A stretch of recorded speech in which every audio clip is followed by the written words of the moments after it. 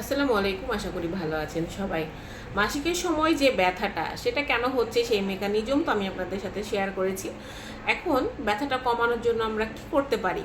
চেম্বারে যারা আমার রুগীরা আসে তাদেরকে আমি যে পরামর্শগুলো দিই ঠিক তেমনই পরামর্শ আপনাদের জন্যও থাকবে। সেটা হচ্ছে আমি প্রথমে তাদেরকে কয়েকটা উপদেশ দেই যে আপনার অতিরিক্ত ব্যথা হলে আপনি হচ্ছে তলপেটে একটু হালকা গরম পানি স্যাক দিতে পারেন হট ওয়াটার ব্যাগ দিয়ে, অথবা যদি অ্যাভেলেবল না থাকে ব্যাগ তাহলে একটা বোতলে পানি, হালকা গরম পানি ভরে সেটা একটু পেটের ওপরে গড়াবেন।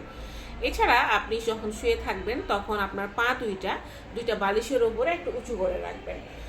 এই কাজটা করলে অনেক সময় ব্যথাটা কমে যায়। এবং আপনি পর্যাপ্ত পরিমাণ পানি খাবেন, আপনার শরীরে যেন পানির পরিমাণ না কমে, আপনি যেন হাইড্রেটেড থাকেন, এই জন্য আপনাকে পর্যাপ্ত পরিমাণ পানি খেতে হবে। এবং মায়েদেরকে আমি একটাই উপদেশ দিই যে আপনারা যে 2-3 দিন ব্যথাটা হচ্ছে, এই সময় স্কুল যাওয়ার জন্য, পড়াশোনার জন্য চাপাচাপি করবেন না। এই সময় আগে একটু রেস্টে রাখবেন। অনেকে দেখা যায় রিল্যাক্স থাকলে ব্যথাটা আস্তে আস্তে চলে যায়। প্রত্যেকটা মেয়ে দেখা যায় প্রথমবার যাদের মাসিক হয় বা দ্বিতীয় তৃতীয়বার, মানে প্রথম দিকের মাসিকগুলোতে কিন্তু মানে ব্যথাটা বেশি হয়। এই জন্যই আমি বলি একটু রেস্টে রাখবেন, তাহলে ব্যথাটা চলে যাবে। এছাড়া আমি তাদেরকে ওষুধ দেই। বেশ কিছু ওষুধ দেওয়া যায় এই ব্যথার সময়, যেমন আইবুপ্রোফেন গ্রুপের বা ন্যাপ্রক্সেন গ্রুপের বা মেফেনেপিক অ্যাসিড অথবা প্যারাসিটামল গ্রুপের ওষুধ দেওয়া যায়। কিন্তু আমি এই সব রোগীদেরকে 2টা গ্রুপের ওষুধ দিই। আমার কাছে যাদের তীব্র ব্যথা তাদেরকে আমি HPRDS নামে একটা ওষুধ পাওয়া যায়, মেফেনেমিক অ্যাসিড, যেটা জেনেরিক নাম, সেটা 500 mg পাওয়া যায়, 250 mg পাওয়া যায়।